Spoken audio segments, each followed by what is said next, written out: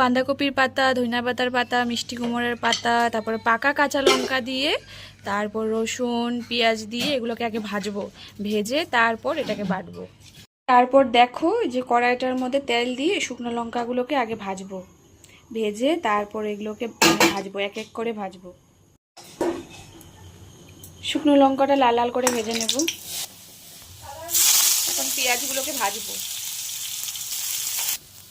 লাল লাল করে পেঁয়াজগুলো ভাজা হয়ে গেছে। এটাকে এভাবে তুলে রাখছি। এখন এটার মধ্যে দেব রসুনগুলোকে ভালো করে ভেজে নেব লাল লাল করে। মানে বেশি লাল করব না, বেশি লাল করলে পরে মানে ভালো লাগবে না, হালকা লাল করব। পেঁয়াজগুলোকে এখন তুলে নেব। তো দেখো আমার রসুনগুলো ভাজা হয়ে গেছে, এখন তুলে নিলাম। এখন বাঁধাকপিগুলোকে ভালো করে ভাজবো।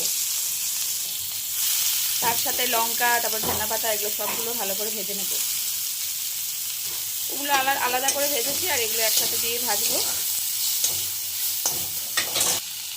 এর মধ্যে পরিমাণ মতো নুন, দেখো নুনটা দিয়ে ভালো করে ভাজা ভাজা করে নেব।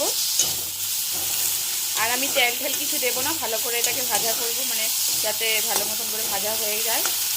আর এদিকে দেখো হালকা করে পেঁয়াজ ভাজা, হালকা করে রসুন ভাজা, আর এখানে দুটো শুকনো লঙ্কা দিয়েছি, আমরা ঝাল কম খাই সেজন্য।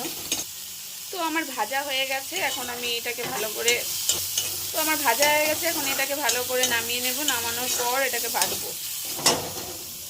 তো দেখো আমার ভাজা হয়ে গেছে, এখন এটাকে তুলে নেব।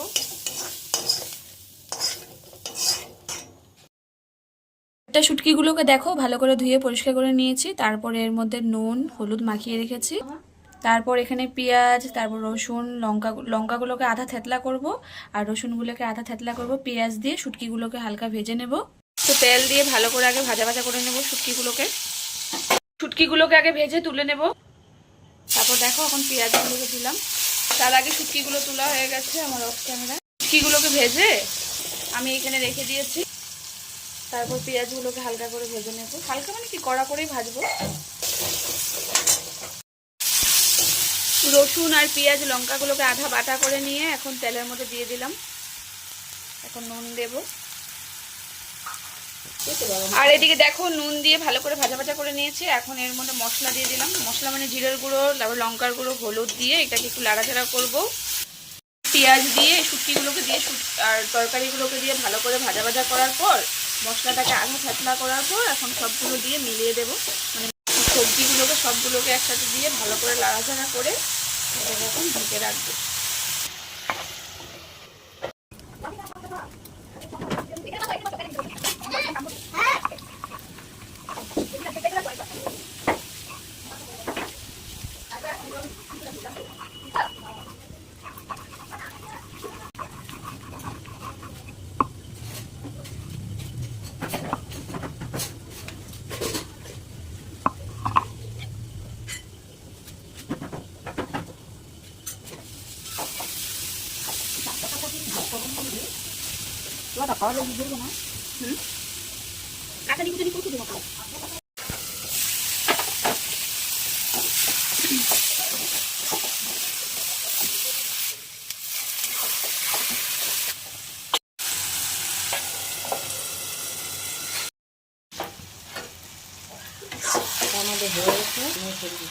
নামাবো।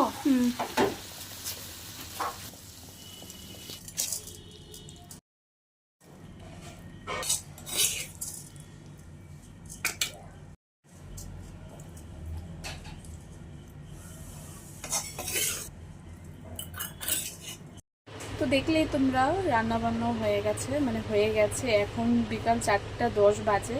আদ্রিককেও ঘুম পাড়িয়ে দিয়েছি, খাওয়া দাওয়া সবার হয়ে গেছে। এখন শুধু ঘর ঝাড় দেবো, তারপর আমিও শোবো একটু। তো আজকের জন্য ভিডিওটা এ পর্যন্তই। যদি ভালো লাগে তাহলে লাইক অ্যান্ড সাবস্ক্রাইব করে দিও। ভিডিওটা আজকে এখানেই শেষ করছি।